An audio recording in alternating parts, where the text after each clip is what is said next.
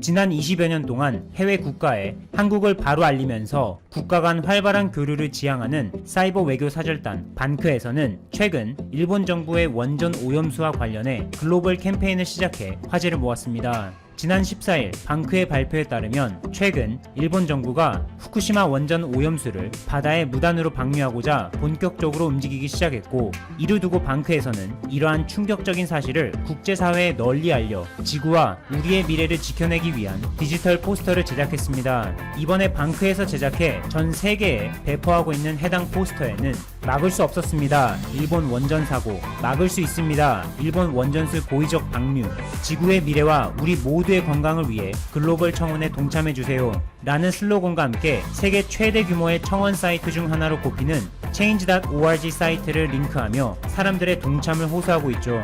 최대 규모 국제 청원 사이트에 게재된 이번 청원에서는 일본 정부가 후쿠시마 원전 오염수를 처리함에 있어서 비용을 최소화하는 방식이 아니라 위험을 최소화하는 올바른 방식을 채택하도록 만들기 위해서 일본 정부뿐만 아니라 국제원자력기구에 관련 정보를 최대한 투명하게 공개하는 것은 물론이고 우리 사회의 안전을 최우선으로 고려한 최적의 처리 방안 마련을 촉구하는 내용이 담겨 있다고 하죠.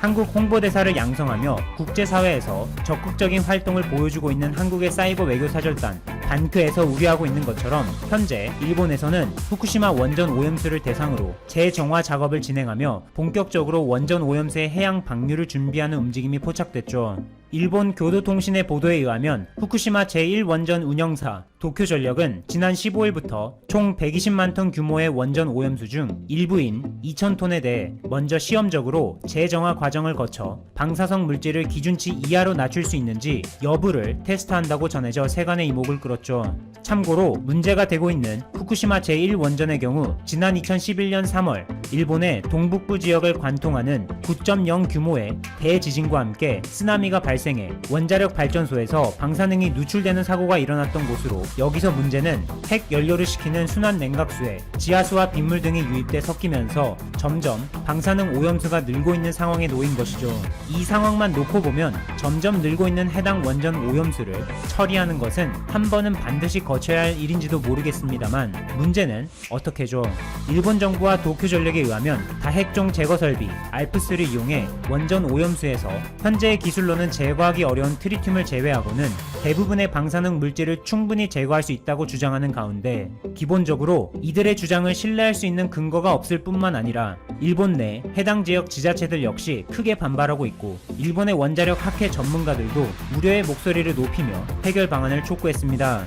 이러한 상황 속에서도 일본 정부는 일본산 수산물에 대해 과학적으로 그 안전성이 입증됐다고 강조하며 한국을 향해 일본산 수산물의 수입 제한을 하루빨리 없애도록 무리한 요구를 하는가 하면, 최근 아베 신조 일본 총리의 후임으로 아베 정권을 계승해 나가겠다는 스가 요시히데 관방장관이 새 자민당 총재로 선출되면서 한국과 일본의 무역 분쟁을 해소하며 한일 관계를 개선하는데 큰 어려움이 따를 것으로 전망되죠. 지난 14일 일본에서는 집권당인 자민당의 총재를 선출하는 선거를 실시했는데 그 결과는 예상했던 것처럼 스가 요시히데 관방장관이 득표율 70%의 압도적인 승리로 신임 자민당 총재로 선출됐습니다.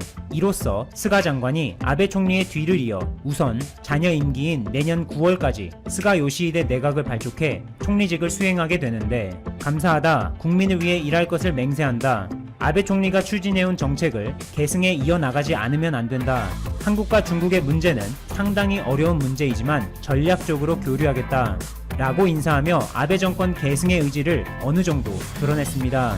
스가 자민당 총재는 평소에도 한국과 일본, 양국의 관계는 한일 청구권 협정을 기반으로 하고 있어 한국 대법원의 일제징용 배상 판결의 경우 이러한 국제법에 위반되는 것으로 일본 정부에서 모든 가능한 대응을 하겠다는 입장을 내비쳐왔고, 또한 무역 분쟁에 있어서도 지난해 7월 한국의 핵심 반도체 디스플레이 소재 3개 품목을 대상으로 한 대한국 수출 규제를 단행함으로써 보복 성향이 짙은 경제적 제재를 시행했죠. 이에 한국에서는 소부장 분야에서의 적극적인 활로 모색과 공격적인 투자로 핵심 소재의 국산화를 통해 오히려 역으로 일본 기업들의 그 타격을 돌렸고, 한층 더 나아가 한국은 미래 기술에 집중하기 시작했죠. 우리나라가 집중적으로 개발에 투자하기 시작한 미래 기술의 사례로 인공지능의 두뇌에 해당하는 AI 반도체를 들 수 있는데, 이 분야에서 한국의 권위자로 손꼽히는 과학기술정보통신부의 최기영 장관은 지난 11일 매일경제와의 인터뷰를 통해 디지털 선도 국가로 나아가는 것에서 한국의 밝은 미래를 찾을 수 있다고 강조한 바 있습니다.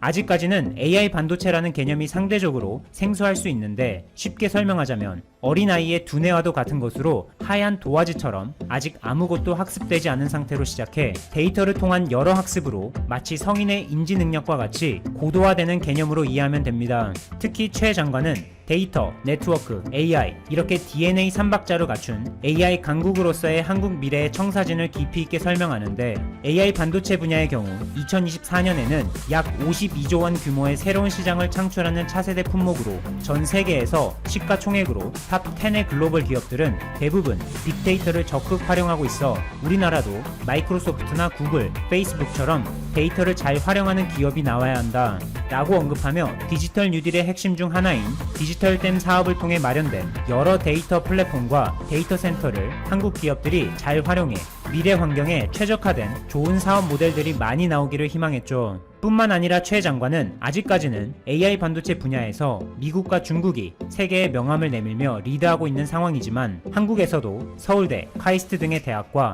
한국전자통신연구원 등의 정부 출연 연구소에서 세계적인 수준의 AI 반도체 칩을 개발하고 있다며, AI 반도체 시장에서 앞으로 한국의 무한한 가능성과 함께 세계 1위도 노릴 수 있다고 말하죠. 이처럼 최기영 과기정통부 장관이 AI 반도체 분야와 관련해 한국의 잠재력을 높이 평가할 수 있는 여러 가지 이유 중 하나는 바로 한국이 세계 메모리 시장 최강국이라는 점으로, 한국의 대표 기업 삼성전자와 SK하이닉스 두 기업이 세계 메모리 시장에서 60% 이상을 차지하죠. 앞서 최기영 장관이 언급했던 것을 뒷받침하며 마치 이를 증명하듯이 한국의 어느 작은 스타트업이 글로벌 IT 공룡기업 인텔, 엔비디아 등을 제쳐버리고 AI 반도체 테스트에서 더 좋은 성과를 보여 화제가 됐었죠. 그 주인공은 바로 지난 영상에서도 잠깐 다뤘던 퓨리오사 AI라는 한국 IT 분야 스타트업 중 하나로, 지난 2019년에 구글, 인텔, 퀄컴, 페이스북, 엔비디아, 알리바바 등 글로벌 기업들이 공동으로 AI 반도체 벤치마크 테스트 MLPerf를 만들었는데, 이 테스트에서 아시아 국가 기업으로는 유일하게 창업한 지 2년밖에 되지 않은 한국의 퓨리오사 AI 스타트업 회사가 놀라운 성과를 보이며 다크호스로 세계가 주목한 바 있습니다. 이처럼 한국에는 퓨리오사 AI와 같이 AI 반도체 분야에서 세계적인 수준의 기술력을 선보이는 스타트업이 있는가 하면, 의료 분야에서도 세계적으로 인정받으며 AI를 활용한 최고의 의료 기술력을 보유하고 있는 곳이 있으니 바로 한국의 첫 의료 AI 스타트업인 루닛입니다. 지난 2013년 국내에서 최초로 의료 AI 분야의 스타트업인 루닛은 지난 1일 노벨 생리의학상 수상자를 선정하는 노벨위원회로 잘 알려진 스웨덴의 왕립 카롤린스카 연구소가 진행한 유방암 진단 AI 연구에서 놀랍게도 최고 평가를 받았는데, 이것이 얼마나 대단한지 수치로 잠깐 불쾌고 한화 디펜스의 K9 자주포가 터비 폴란드와 인도, 핀란드, 노르웨이, 에스토니아를 넘어 오세아니아에도 진출한다. 한화 디펜스는 세계적인 강대국 호주와 대규모 수출 계약을 따내며 한국산 무기의 우수성을 증명했다. 호주 국방부는 3일 K9 자주포를 생산하는 한화 디펜스를 호주 육군 현대화 프로젝트 중 하나인 랜드 8116 자주포 획득 사업의 우선 공급자로 선정했다고 발표했다. 한화 디펜스는 호주 법인을 주축으로 호주 정부와 제안서 평가와 가격 협상 등을 진행한 후 내년 최종 계약을 체결할 예정이다. 이번 사업에는 1조 원가량의 예산이 편성돼 있다. 한화 디펜스는 계약이 순항할 경우 K9 자주포 30문과 K10 탄약운반 장갑차 15대, 기타 지원 장비를 납품하게 된다. 대한민국 대표 방산 수출 장비인 K9은 155mm, 52구경장 자주포로 압도적인 화력과 높은 기동성을 자랑한다. 호주에는 화력과 감시, 정찰 능력이 한층 강화된 최신 K9 장비가 납품될 예정이다. 한 번에 104발의 포탄을 적재할 수 있는 K10 탄약운반 장갑차도 AARV 규정으로 생산될 예정이다. 리차드 조호주법인 대표는 현지 자주포 생산 및 정비 능력을 구축해 최고 성능의 장비를 호주 육군에 제공할 계획이라 호주군을 통한 K9의 성능 개선 활동이 K9 계열 장비를 운영 중인 다른 국가들에게도 적용될 수 있도록 최선을 다하겠다고 밝혔다. K9 자주포의 호주 지역 진출은 호주 사업 도전 10년 만에 결실을 이루게 됐다. K9 자주포는 앞선 2010년에도 호주 육군 자주포 사업의 최종 우선 협상 대상 정비로 선정됐지만 현지 사정으로 2012년 사업이 중단된 바 있다. 한화 디펜스에 따르면 한국과 호주 정부가 그동안 지속적인 국방, 안보 협력을 이어온 점이 큰 도움이 됐다. 양국 정상은 지난해 9월 국방방산 협력을 주요 의제로 정상회담을 개최했으며 이어 12월엔 양국 외교 국방장관 회의를 열며 방산협력 확대 방안을 논의했다. 한화 디펜스는 호주법인 설립 이후 현지 생산시설을 구축하는 계획을 세우는 등 호주 방위산업 활성화를 위해 다양한 지원 방안을 모색하며 적극적인 현지화 노력을 기울여온 점도 주요했다고 보고 있다. 한화 디펜스는 또한 호주 자주포 생산 역량 강화를 위해 현지 중소업체들과 협력 방안을 논의하는 등 유기적인 현지 납품 체계를 구축하기 위해 노력하고 있다. 호주 정부는 현지 자주포 생산 시설 등이 구축되면 빅토리아주 질롱 지역에 약 350개의 일자리가 창출될 것으로 내다보고 있다. 이성수 한화 디펜스 대표이사는 호주 K9 도입 결정은 한호주 국방, 방산 협력의 값진 결실이자 대한민국 방위산업의 기술력과 신뢰도를 입증한 쾌거라 호주 정부와 긴밀한 소통과 협력을 통해 현지 생산 시설 구축과 인력 양성 등에 힘써 호주 방위산업 활성화에 기여하도록 최선을 다하겠다고 강조했다. 세계 수출 시장 절반, 한국의 자주포 K9이 지배한다. 최근 1~2조 원 규모 호주 자주포 사업에서 우선 협상 대상자로 선정된 K9 자주포가 지난 17년 동안 세계 자주포 시장의 절반가량을 석권한 것으로 나타났다. 지난 2001년 이후 세계 각국에 수출된 K9 자주포는 6개국 590문, 2조 원 어치에 달한다. 호주 자주포 사업에서도 최종 선정될 경우 총 수출액은 3조 원에 이르게 된다.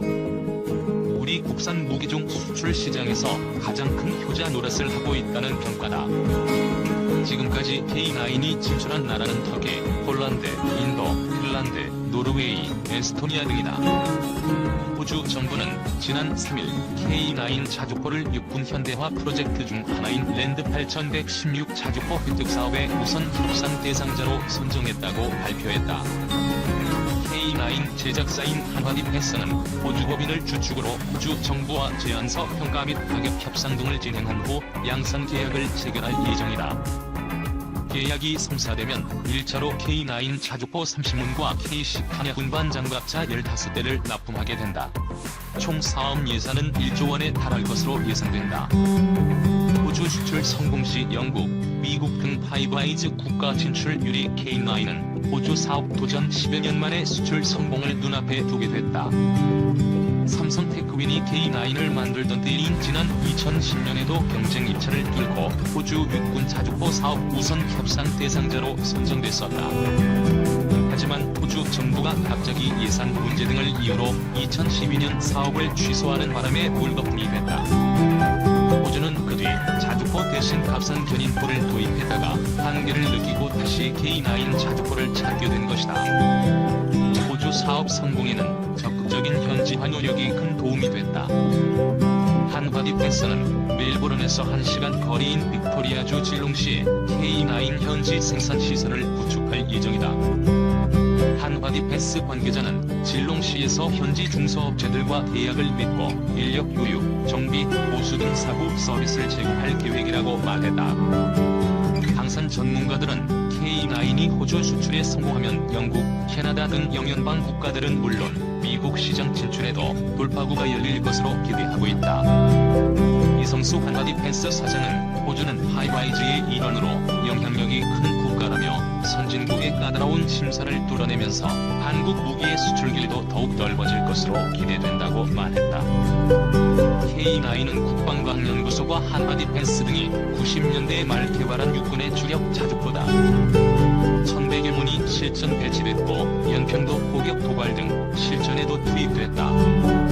자동화된 사격 통제 장비, 포탄 이송 및 장전 장치를 탑재했다. 15초 이내에 최대 3발, 3분 동안 연속 18발을 사격할 수 있어 신속하게 적을 제압할 수 있다. 길이는 12m, 중량은 47톤, 최고 속도는 시속 67km다. 길이 8m에 달하는 52구경장 155mm 포를 장착하고 있다. 1문당 가격은 40억에서 50억 원이다. K군은 지난 2010년 연평도 포격 도발 때 6문 중 2문이 북한 포사격 충격으로 인한 전자회로 장애 등으로 작동을 하지 않았다. 그럼에도 세계 수출 시장에서 잇따라 승전